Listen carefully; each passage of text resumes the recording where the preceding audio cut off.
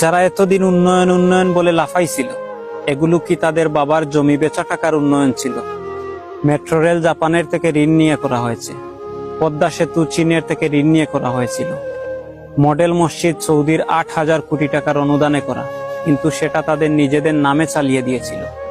Karnaphuli tunnel চীনের থেকে করা, আর এইসব ঋণের বোঝা দেশের সাধারণ জনগণের মাথায় আছে। কারোর বাপে সুদ করবে না এগুলো। উচ্চ মূল্যে বিদ্যুৎ দেয়া আদানি গ্রুপ পাবে $80 কোটি, এজন্য প্রত্যাশিত বিদ্যুৎ দিচ্ছে না।